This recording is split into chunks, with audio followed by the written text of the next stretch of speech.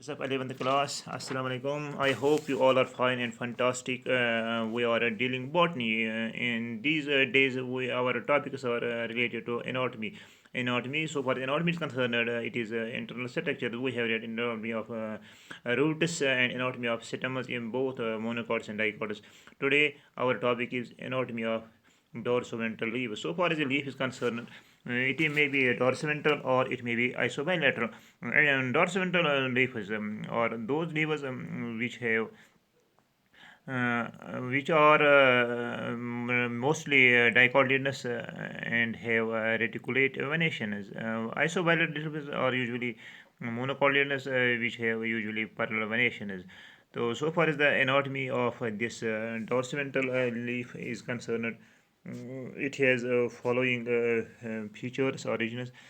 First is epidermis, mesophyll is second, and third is vascular bundles. Epidermis, it is the outermost covering of the leaf that forms the boundary between the atmosphere and the underlying mesophyll. So far as this epidermis is concerned, it forms a boundary. Epidermis, it is maybe upper epidermis or it may be lower epidermis. This forms a boundary between the outer atmosphere and the inner mesophyll part of the leaf. So far as this is concerned, it is represented on both the ventral or adaxial, that means upper epidermis, and dorsal abaxial, or that means the lower epidermis surfaces. This epidermis is present on both upper surface as well as on the lower surface in case of this dorso ventral leaves. Both the upper and lower epidermis are covered by the cuticular layer.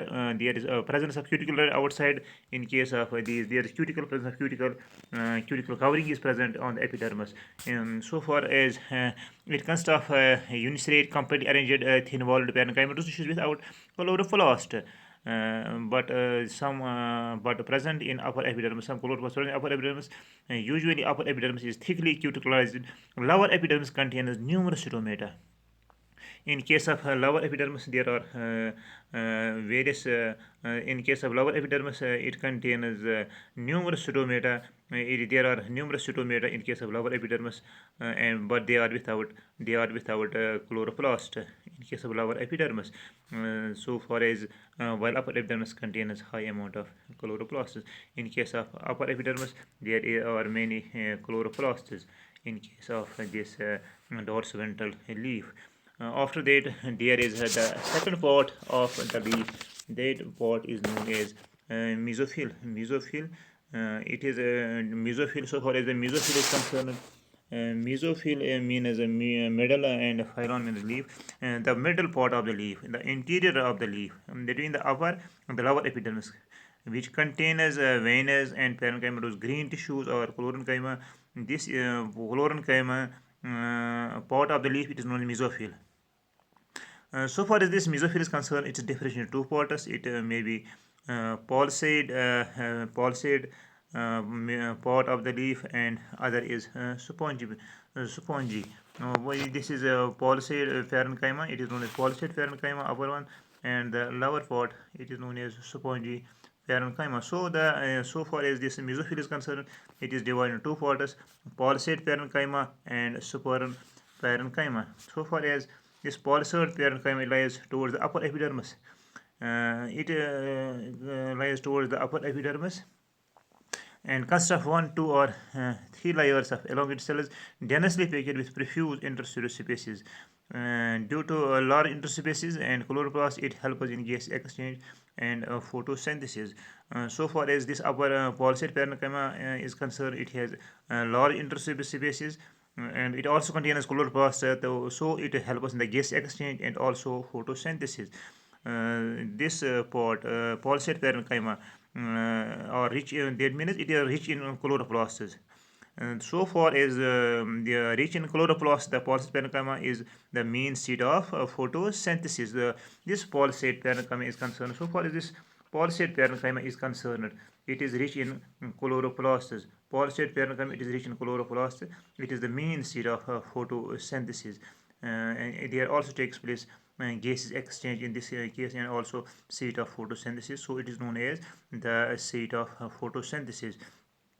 Second part of it is spongy parenchyma, lies towards the lower epidermis and made from the loosely arranged irregular thin-walled cells parenchyma with large interstitial spaces. So for the second part is concept for pulsate spongy parenchyma, they are loosely arranged. They are thin-walled and they have interstitial spaces between them. So it lies between the lower epidermis and the pulsate parenchyma. It has various outlines like oval. In some cases, they may be oval, they may be rounded, or they may be irregular or branched. They have chloroplasts, but fewer than the pulsate. They have chloroplasts, but not as many as in the spongy parenchyma. In this case, the cells are very loosely arranged except around the vascular bundles. They include large cavities or interstitial. They have large cavities or vascular bundles or interstitial spaces which are connected with the atmosphere through the cytomata. They are connected through the atmosphere cytomata. So far as these are concerned, for this a large subcytometal cavity lies below each cytomata. There lies a cavity. There lies a subcytometal cavity. This is subcytometal cavity.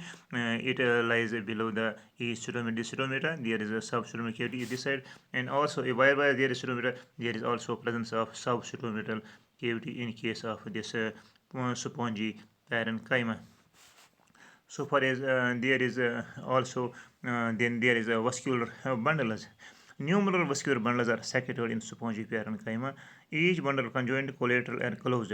So far as these are concerned, there is presence of vascular bundles in case of this in case of this dorsiventral leaf. There are numerous number of presence of vascular bundles. So far as these vascular bundles are concerned, and they are associated with sheath cells. Xylem lies towards the upper epidermis and phloem towards the lower epidermis.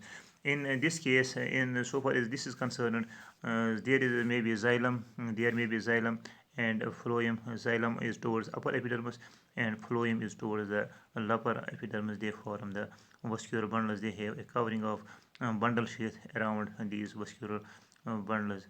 So far as these vascular bundles are concerned, the single mid vein vascular bundle is large and several smaller vein vascular bundles are smaller.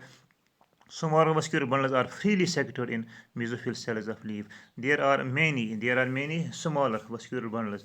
Many vascular bundles secreted around in this leaf. There is a first xylem consists of vessels, tracheates, wood fibers, and wood parenchyma lies towards the upper epidermis. So far as the xylem is concerned, it lies towards the upper epidermis, and phloem it lies towards the lower epidermis.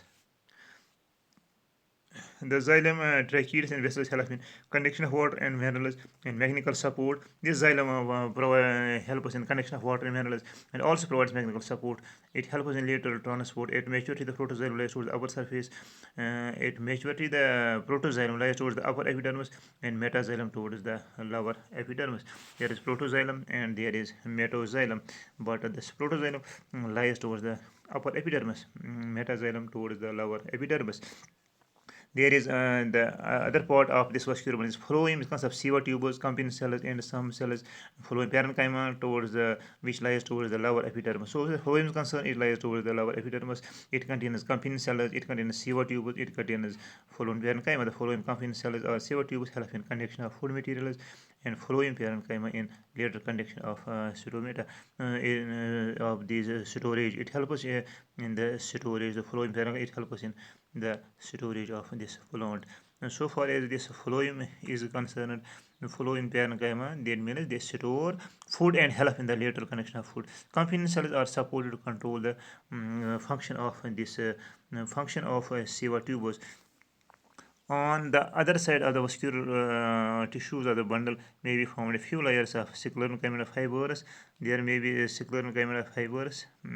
And they provide they are however more abundant in the upper region just below the